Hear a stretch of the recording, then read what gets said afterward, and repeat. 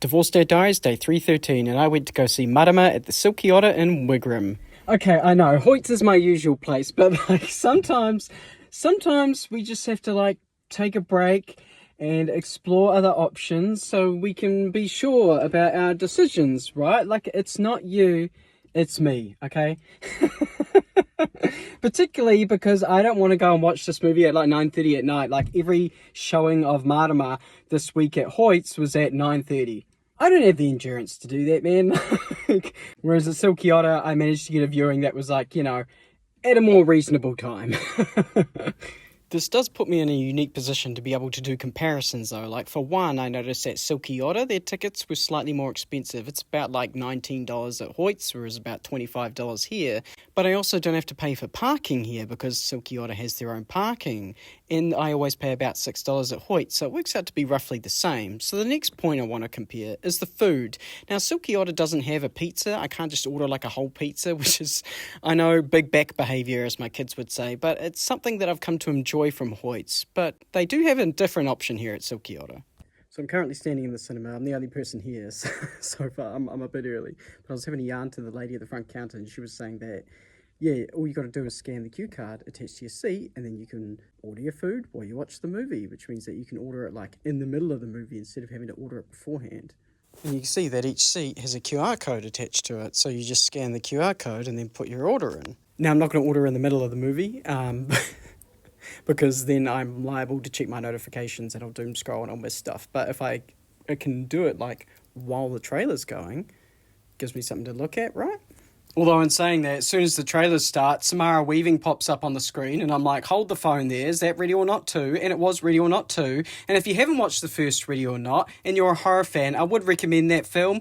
Firstly, because it has Samara Weaving in it, but secondly, because it's a fun film. It's just a fun horror film. But yeah, sure enough, I scanned the QR code, had a look through their menu. They had quite a few options on here. You can order anything on their menu from the seat. So not only does that include the hot food, I ended up ordering a New York Supreme hot dog.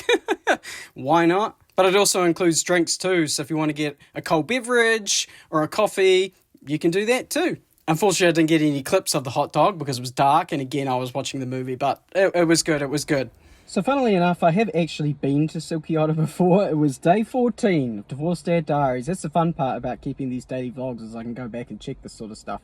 And I said this. But as expected, I came away from that experience feeling like I wanted to share it with someone, and just not having anyone to share it with. I distinctly remember that because it was the first time that I went out to the movies by myself post-breakup, and I remember coming home and being upset that I just had this experience and I couldn't share it with anyone. I think I actually cried that night. But it's good to see the growth.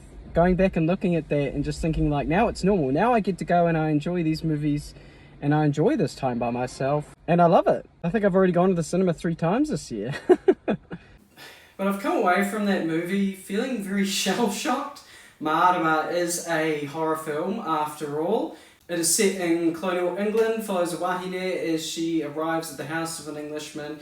And he's racist, but not in that way where it's I think less of you. He's racist in the way where it's he sees the Māori culture as a trophy. These aren't people, these are collectibles to have about. There's a scene early in the film where the Englishman gets a patu and he picks it up, and immediately as he's talking to Mārama, he's holding it with the blade facing her, and you're not supposed to do that. If you're holding the blade away from you, it's showing that you're aggressive towards that person, whereas if you're holding it towards yourself, it's a safety, a guardianship thing. I believe that's the case, someone might have to correct me on that, but it was a nice little detail that kind of showed that even though he spoke te reo and said he was pro-Māori, he didn't really understand the culture. And given it's a horror film, you don't really have to stretch your imagination to think what someone who sees wahine as objects might do to them. There's got to be a lot of trigger warnings on that movie. It was very hard not to cry in the cinema. Someone was crying behind me when it finished. It was a very powerful film. Wasn't scary, just horrifying.